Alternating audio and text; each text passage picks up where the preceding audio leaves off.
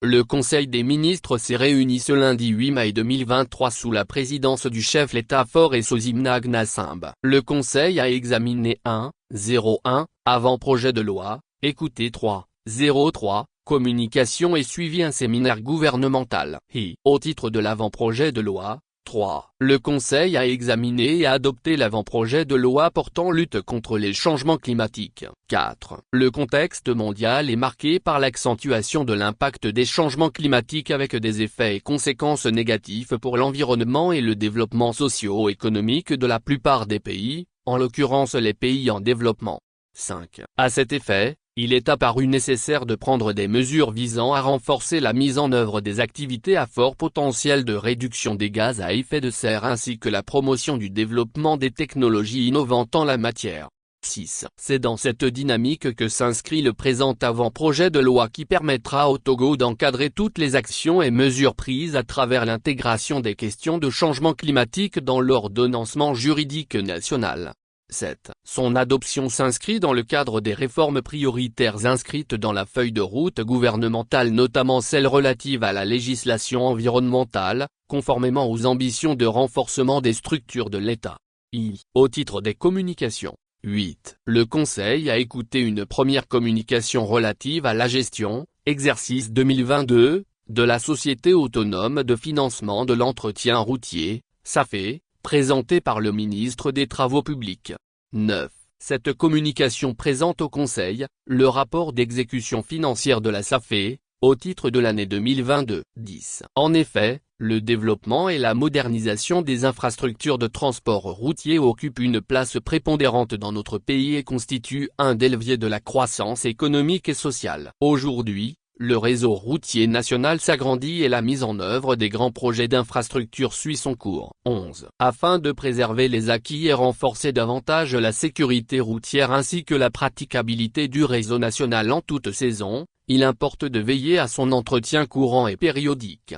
12. C'est dans ce cadre que la Société autonome de financement de l'entretien routier, SAFE, a, pour l'exercice 2022, mobilisé 34 159 978 106 francs CFA contre une prévision de 32 838 749 000 francs CFA, soit un taux de réalisation de 92,7%, pour le financement de l'entretien routier et pour garantir à la route une durabilité dans le temps. 13. Le Conseil a écouté une deuxième communication relative au projet de révision et de modernisation du cadre juridique et institutionnel de la fonction publique présenté par le ministre de la fonction publique, du travail et du dialogue social.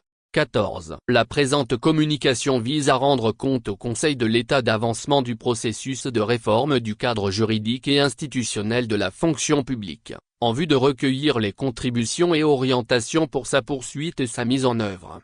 15. La révision du statut général de la fonction publique vise à doter l'administration publique togolaise d'un nouveau cadre juridique et institutionnel moderne et flexible. 16. Ce nouveau cadre constituera un soubassement pour la mise en place de ressources humaines de qualité, plus performantes et mieux gérées, en lien avec les objectifs et priorités de développement national. 17. Le Conseil a écouté une dernière communication relative aux résultats du recensement des Togolais de l'extérieur présenté par le ministre des Affaires étrangères, de l'intégration régionale et des Togolais de l'extérieur.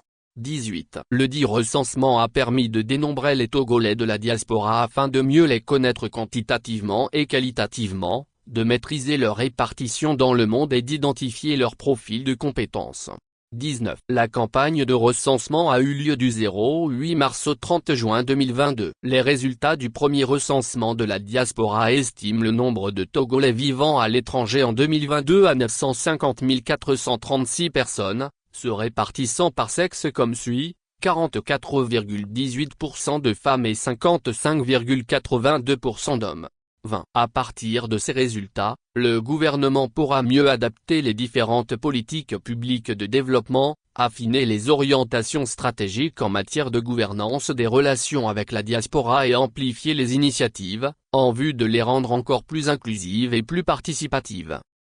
Au titre du séminaire gouvernemental, 21. Le Conseil a suivi un séminaire gouvernemental sur le Programme national de protection sociale non contributive présenté par le ministre de la Fonction publique, du Travail et du Dialogue social. 22. Ce programme s'inscrit dans la vision de son Excellence Monsieur le Président de la République traduite dans l'axe 1 de la feuille de route gouvernementale et ambitionne de réaliser l'inclusion totale des populations, en particulier des plus vulnérables.